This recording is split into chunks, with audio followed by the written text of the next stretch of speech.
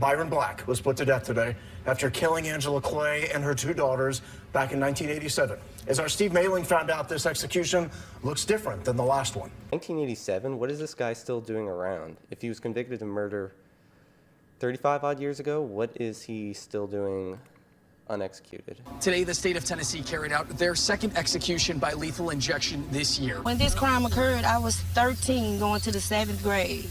I'm 51, now standing in front of you guys. And today, she was there as her family finally saw justice served in her cousin's case. Byron Black was sentenced to death back in 1989 after a jury found him guilty of 3 counts of murder in the killings of Angela Clay and her 2 daughters, Lakeisha and Latoya.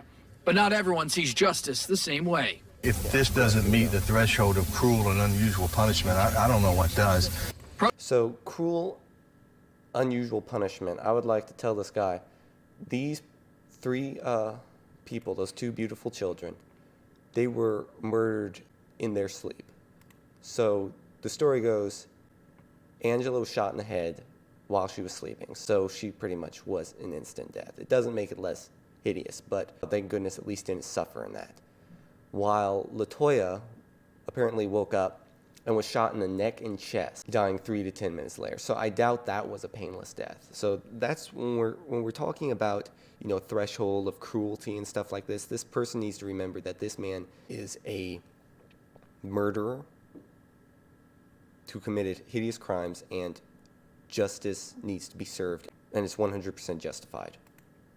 Protesters against the death penalty say, especially in Black's case, it's barbaric. After courts argued back and forth on whether to shut off Black's internal defibrillator, it was ruled that it... So he even had an internal defibrillator. So I'm assuming that he had that installed within the 37 years that he was living there. 37 years at prison. That's also another thing. This is because in 37 years, this man, if we average it out, the average cost to keep a federal inmate in prison is about $40,000 a year. So that means this man sucked $1.4 million from the federal government. That's taxpayers' dollars to keep this guy healthy, keep him well fed, keep him clean for 37 years just to go and execute him. I'm not justifying his death. He should have been executed 5 years ago is what I'm saying.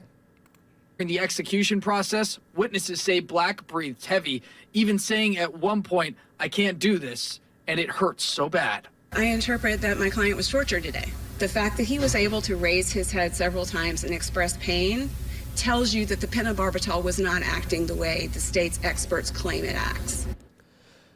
So, unfortunately, not unfortunately, but fortunately, I should say, that we are more humane than Byron Black is.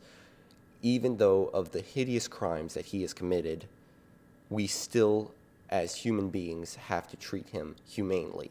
And, you know, we shall work forward to try to make it as painless as possible to execute him, but it hurts so bad, I can't do this. When he says that, I just get this picture in my mind of that little child laying on the bed shot in the neck.